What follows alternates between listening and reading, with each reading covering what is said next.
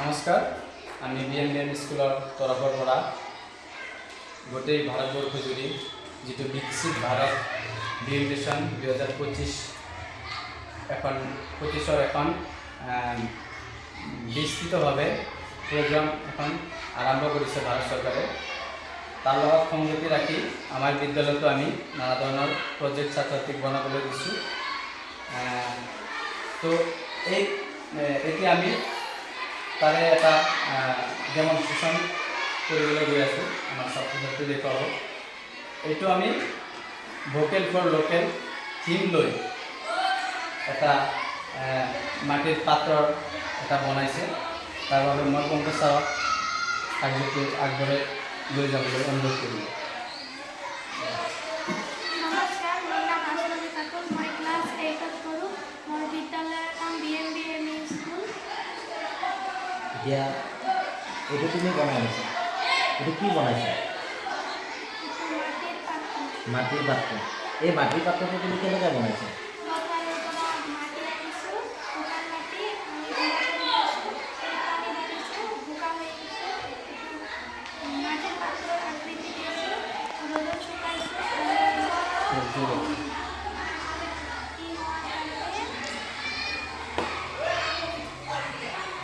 এইটো এতিয়া মাটিৰ পাত্ৰটো তুমি ৰ'দত শুকাই কেনে বনাইছা? বোকা মাটিৰ পৰা বনাই ৰ'দত শুকাইছা।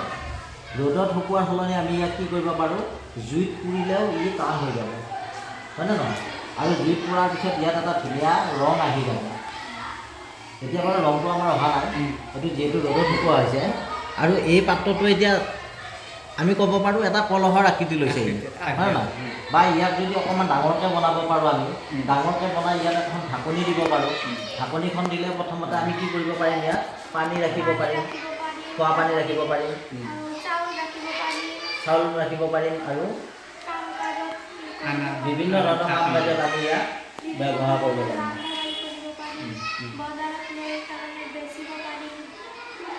ঠিক আছে, এইটো এতিয়া তোমালোকে এইটো আৰ্হি এটা বনাইছা। এতিয়া এই আৰ্হিটো দেখা পাই আমাৰ কি হ'ব, স্থানীয় যিবিলাক লোক আমাৰ মানুহ আছে, সেই মানুহবিলাকে যদি চাই এইবিলাক বস্তু চাই উঠি তেওঁলোকে বনাবৰ কাৰণে এটা উৎসাহ পাব, হয়নে নহয়? আৰু আমি ছাত্ৰ ছাত্ৰীসকলে তেওঁলোকক আমি এটা কি কৰিব পাৰিম, উদগনি যোগাব পাৰিম।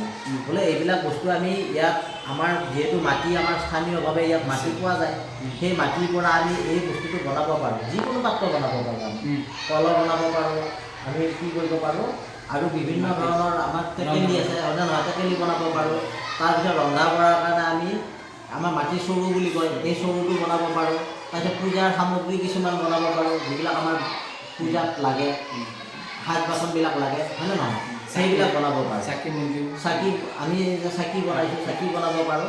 আৰু এইবিলাক বনাই যদি আমি বজাৰত বিক্ৰী কৰিব পাৰোঁ, বিক্ৰী কৰিলে কি হ'ব, আমি বিভিন্ন ধৰণৰ বাহিৰা বস্তু, বাহিৰা আচবাব বা বাহিৰা আমি সাজ বাচন ব্যৱহাৰ কৰাতকৈ আমি কি কৰোঁ, আমি স্থানীয়ভাৱে এইবিলাক বস্তু বনাই আমি নিজে লাভান্বিত হ'ব পাৰিম, হয়নে নহয়? বজাৰত বিক্ৰী কৰিলে আমি পইচা পাম, হয়নে নহয়? আৰু তাৰ জৰিয়তে আমাৰ কি হ'ব, আমাৰ ঘৰবিলাক, হয় নহয়, আমাৰ সমাজখন আৰ্থিকভাৱে টনকীয়াল হ'ব পাৰিব। আৰু মানুহে কি কৰিব পাৰিব, ইয়াৰ জৰিয়তে এটা উপাৰ্জনৰ পথ এটা বাছি ল'ব পাৰিব। এতিয়া আমি শেষত কি ক'ব পাৰোঁ, এনেকুৱা বিভিন্ন ধৰণৰ বস্তু বনাই, হয়নে নহয়, বস্তু বনাই আমি বজাৰত বিক্ৰী কৰি বা ঘৰত ব্যৱহাৰ কৰি আমি নিজে কি কৰিব পাৰোঁ, লাভান্বিত হ'ব পাৰিম, হয় নহয়? ধন্যবাদ।